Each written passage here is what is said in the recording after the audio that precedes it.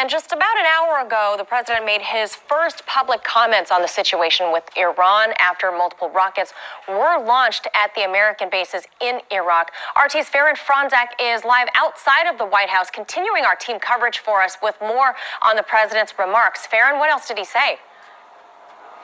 Well, Manila, it was an hour ago that President Donald Trump was scheduled to speak to everyone, but he didn't take to the podium until about 11:27, where he had a very direct tone. He kind of went through the nuts and bolts of everything that happened within those two missile attacks last night, talking about how there were 15 that were fired off and only 11 were actually able to hit their targets, how there were...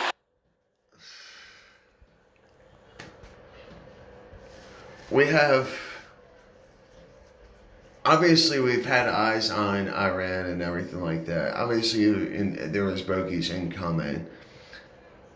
And we let them hit their targets instead of using...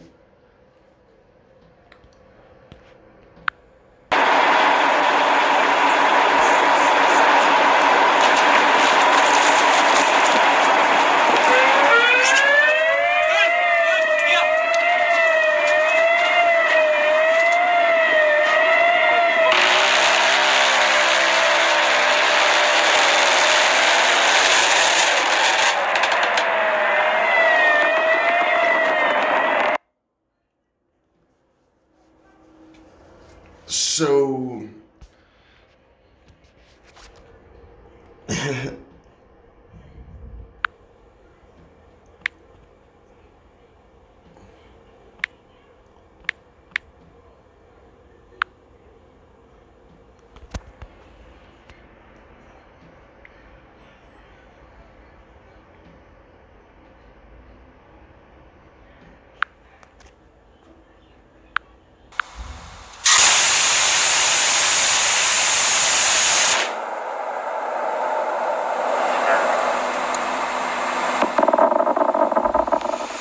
It is a LPWS. It's a land phalanx weapon system.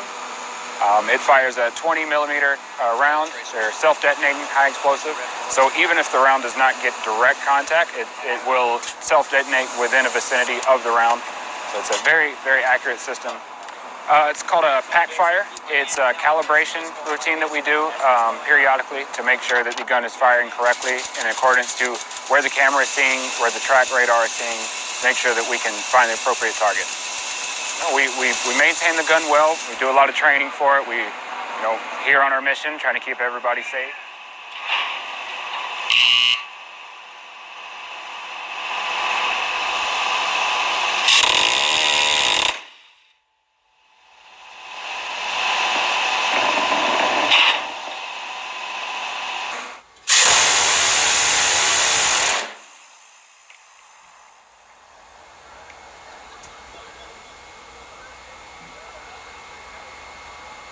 Pretty damn intimidating, huh?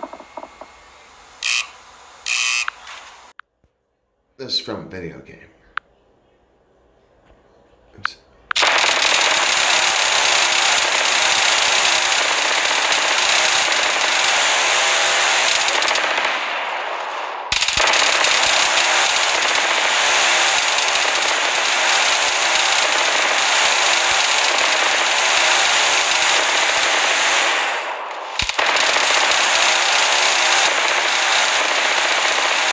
It shows its capabilities pretty well.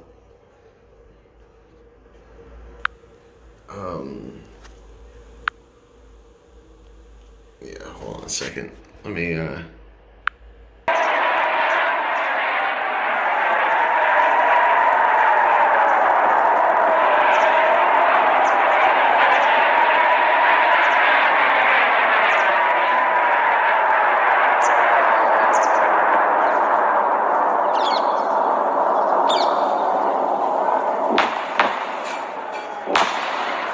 בוקר טוב.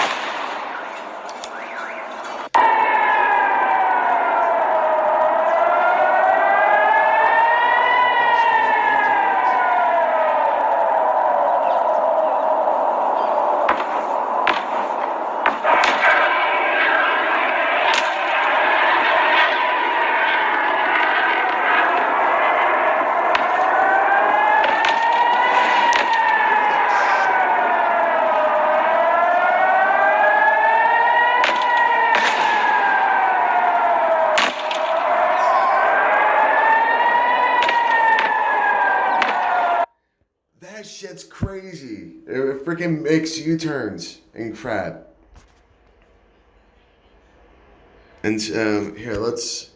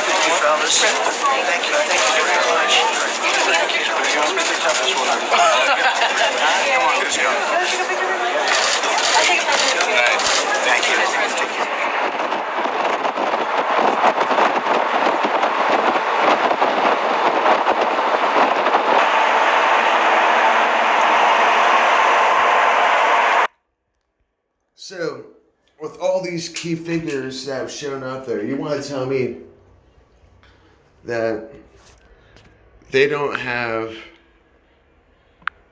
a freaking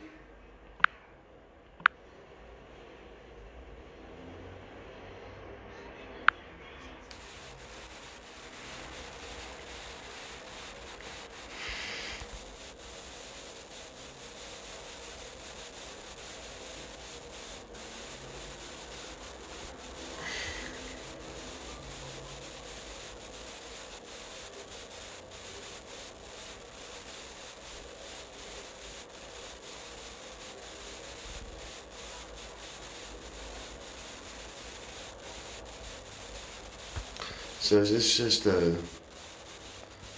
Do I get to see it in action? No,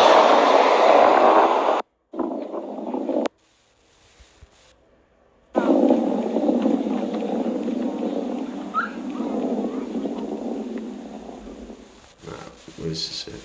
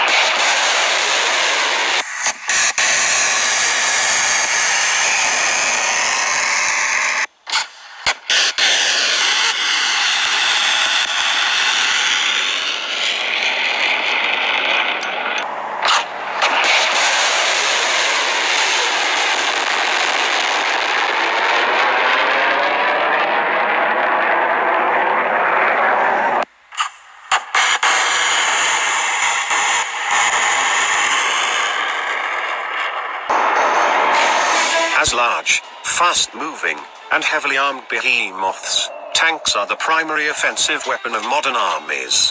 Sorry for the robot voice. And for the past 100 years, engineers have been locked in an arms race to protect their own tanks and kill others. Typically, protecting tanks has consisted of adding new, increasingly heavy armor plating. But kinetic active protection systems, such as the Russian Arena system, are growing increasingly popular. Over the past century, the average weight of tanks has quadrupled. One of the first tanks, Little Willie, weighed in at 16.5 tons. The modern American M1 Abrams weighs approximately 70. Most of that weight is armor, and as effective as that's been to keep tanks alive, it comes at a cost in size, weight, speed, and mobility. Over the long term, increasing a tank's size and weight is unsustainable. In the 1970s, the armies of NATO fielded a new generation of anti-tank missiles. The Soviet Union, to protect its investment in a numerically superior tank force, began researching countermeasures. One was the concept of the Active Protection System, or APS. APS involves ringing a tank with sensors, typically millimetric wave radars set up to detect incoming rockets and missiles along the tank's frontal arc. Once an incoming anti-tank round is close enough, the APS launches an interceptor rocket to take out the incoming rocket or missile. Active protection systems are lightweight, effective, and cost less than adding more armor to a tank. The Russian Arena system is developed by the KB Machino-Stroynia Design Bureau located outside Moscow. Arena automatically detects incoming targets at approximately 50 yards and has a 0.07-second reaction time. Anti-tank rockets and missiles, like the Russian RPG-7 and the American TOW, travel at up to 300 yards per second, making them slow enough to be intercepted, but too fast for the system to be operated manually. Arena-equipped tanks are equipped with between 22 and 26. Basically, if we can equip tanks with a form of rocket protection, we should be able to protect the fucking airbase. You know, this is like 9/11 and shit, and how the fucking Pentagon got fucking hit. It doesn't make sense, man. We have weapon systems. There's no reason. The thing is that we let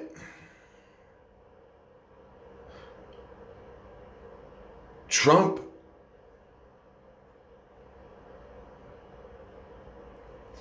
might have made a back-end deal with Iran, and was like, you know what? Yeah, freaking take control of Iraq. Freaking, go ahead and strike. Freaking, while you do it, freaking take out this general. He's betrayed me. He slept with my daughter. And, but I can't look weak because I gotta look strong here in the Middle East and everything. So I need to do, launch a rocket attack at you. And, no one will get hurt or anything like that, but I have to show that, hey, I'm a strong player in the Middle East, and so on. It's kind of like an initiation type of thing. Hey, we're in this together.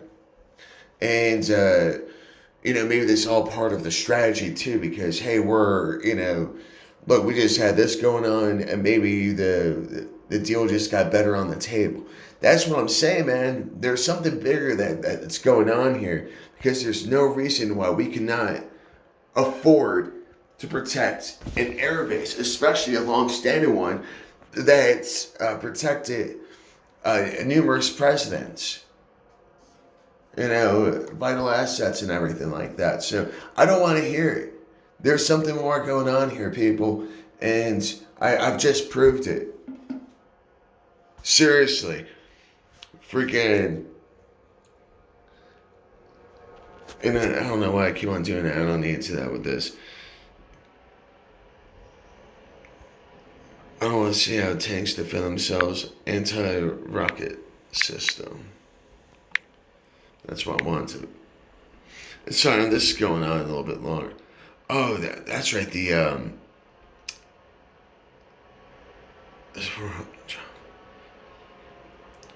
That's what I believe. Surface to air system in combat.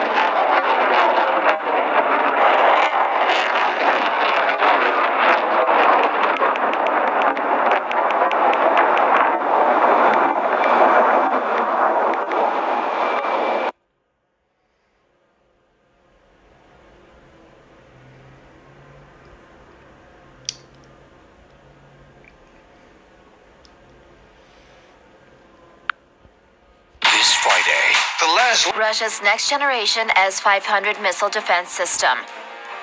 Russia's next-generation missile defense system could be delivered sooner than expected, according to recent statements given by defense conglomerate Rostec and Russian Minister of Industry and Trade Denis Manturov to Russian media, the National Interest reports. Russia's S-500 missile defense system will consist of a long-range radar that tracks the target, a command vehicle that identifies the target and coordinates the missile launch, a launcher, and an engagement radar that helps guide the missile. The system fires 2 missiles per target. Website Army Recognition cites Russian sources as saying that the S-500 is an advanced version of the S-400. The defense system will have a detection range of up to 800 kilometers, an intercept range of up to 600 kilometers, and a maximum intercept altitude of up to 200 kilometers, according to globalsecurity.org. The S-500 can target intercontinental ballistic missiles, hypersonic cruise missiles, and aircraft. The defense system will be capable of intercepting aircraft or missiles directly with 2 missiles, the 77N6N and 77N6N1, according to Army Recognition. These missiles will reportedly be able to hit targets flying at speeds of up to 7 kilometers per second. Rostec CEO Sergei Chemezov told Russia's Interfax news agency that the first units will go into service with the Russian army in 2027, according to a report cited by the National Interest.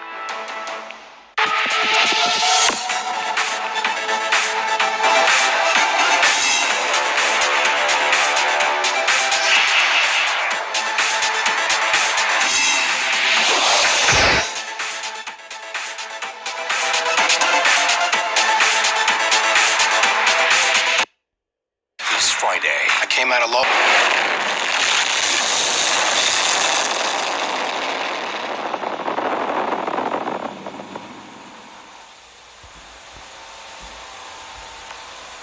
Okay. The basic Patriot air and missile defense system includes a fire unit, which includes a trailer-mounted Patriot launcher capable of firing 4 PAC-2 missiles or 16 PAC-3 missiles, an engagement control station for battle management, command, control, and communications, and a Patriot radar. The PAC-3 missile weighs about 700 pounds at launch, is approximately 17 feet long, and about 10 inches in diameter. The PAC-3 missile uses a solid propellant rocket motor, aerodynamic controls, and attitude control motors, ACMs, during flyout to the target. The ACMs are small, short-duration solid propellant rocket motors located in the missile forebody, which fire explosively to refine the missile's course during the endgame of the flyout.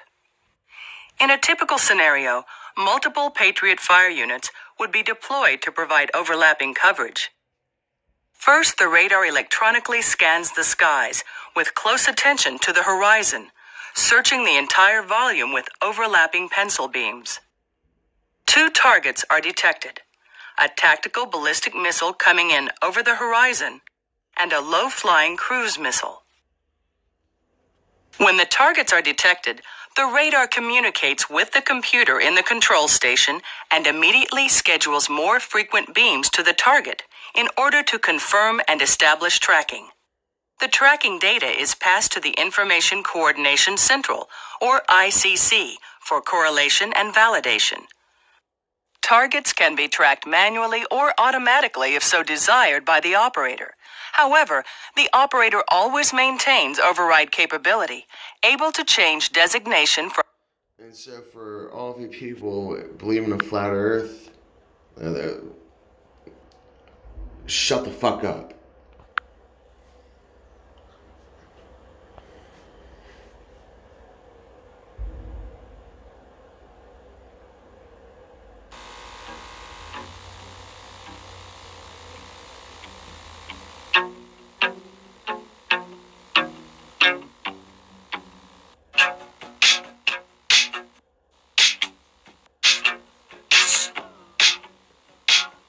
My name is Staff Sergeant Stewart. I'm the launcher section chief, 16 Tango, MOS. The Scud drill starts out by the CP gets notified to battalion that there was a Scud missile launched. And what they in turn do is they relay it down the line. We're up in our launcher CP. They relay it to us. We run down here. We come down and then place the launcher or ring the system up so it can fire. What we do is we come down, power up the 15 kW generator, which brings power to the whole launcher system. And then we make sure the clock is counting with the ECS, which is the engagement control station. Once we do that, the clock is counting. We come around, we make sure we have four green missile count. And once we have that, we put into remote. Once we put into remote, we have no longer control over it. The ECS takes control of the launcher, and the ECS will fire off any three launchers out here at random. Whichever one has the best angle on the incoming Scud or aircraft, that's what it will fire on. My name is Lavelle Shepard. I'm a 16 Tango assigned to Foxtrot Battery 27, 1188 Brigade. After we armed the launcher, the crew drill was finished. We donned our protective mask and rushed over into the bunker. We rushed over into the bunker because of the debris that falls from the canister and the debris that might happen. The Scud missile does reach this far and cause damage to or fatalities to any personnel. So that's why we rushed to the bunker.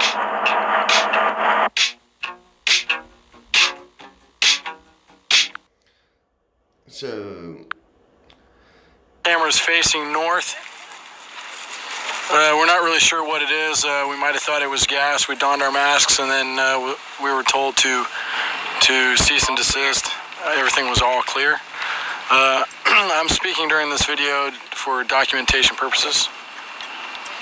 And we'll probably hear a big boom here in a minute.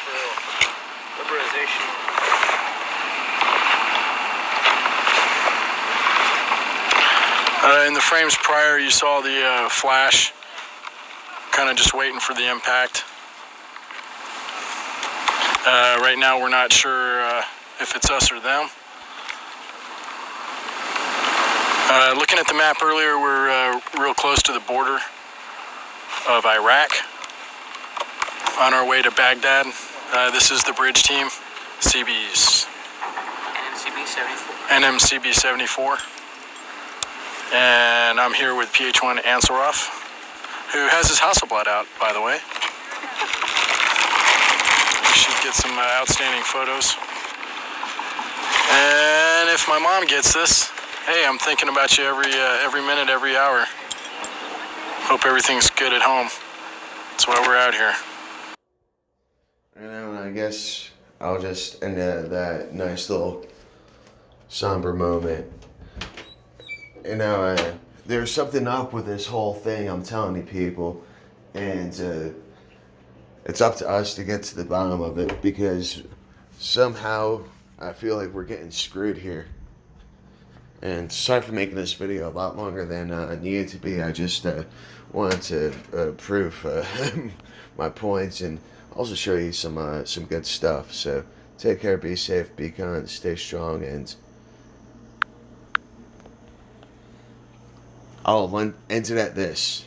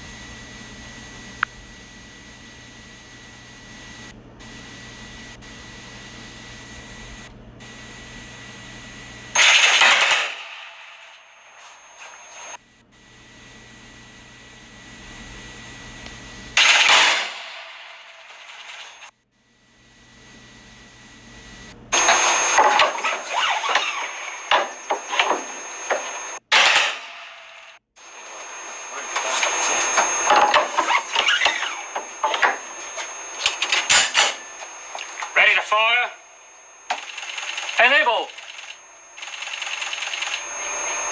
Firing. Disable.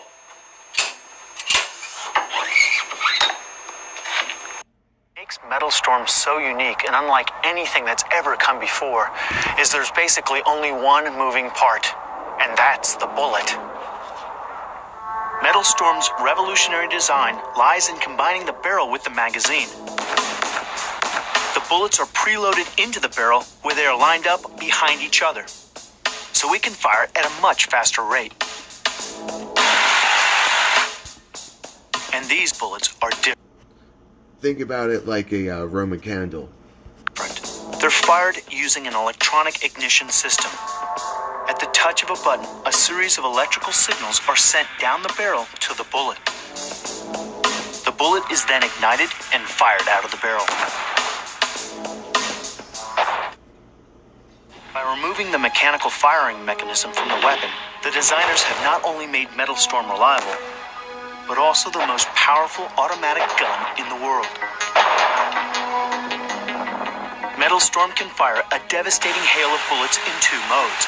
It can unleash a stream of bullets, effectively making an airborne supersonic metal spear that's able to pierce through armor.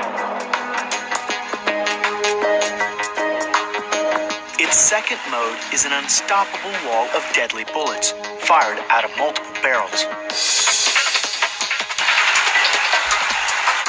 It's this unprecedented firepower that has created the kind of weapon never seen before on the battlefield. Using 9mm rounds, Metal Storm can fire 16,000 rounds a second through multiple barrels, creating a wall of bullets that can intercept an inbound supersonic missile in a split second. But Metal Storm is capable of so much more. Replacing bullets with high explosives, it can fire 40mm grenades at a mind-blowing rate of 250,000 rounds a minute. A wall of these high explosives will flatten buildings and crush hardened concrete bunkers for maximum impact. And where we've gone finally in our latest firings, we're taking actual off-the-shelf existing warheads and marrying to the Metal Storm launcher piece. Metal Storm can now deliver these warheads with deadly accuracy. It can obliterate a whole battalion of tanks and armored vehicles within seconds. But this weapon is as sinister as it is deadly. Metal Storm doesn't even need to be manned. It can be left completely unattended, a silent assassin waiting for its prey. Its sensors can detect anything that approaches. Metal Storm's sensors feed back valuable intelligence to battlefield commanders. The generals call it situational awareness. Situational awareness is where is the enemy? You know, not just the one in front of you, but where are the other guys who might hit you in the flank? Then where are my guys? And how can I conduct this operation to put maximum hurt on that enemy? Acting as a guard and strike force rolled into one, it can protect soldiers from surprise enemy attacks. It's a silent assassin waiting to strike. And with its deadly pinpoint accurate fire, it can obliterate any opposing force. The manufacturer of the BLE handgun has also created a cartridge that has no shell casing and no primer. The gun that fires the bullet has no trigger, hammer, or breech block. The only moving parts are the bullets, thousands of them a second, going down the barrel. Metal Storm technology basically is the ability to stack multiple projectiles in a single tube or barrel, stack them nose to tail, and electronically fire them one at a time from front to rear. It is done with a computer, so the rate of fire can be anywhere from 1 round or up and over to over 1 million rounds a minute. Today's fastest weapon, mechanical weapon system, can only burp out rounds at about 6,000 rounds a minute, max.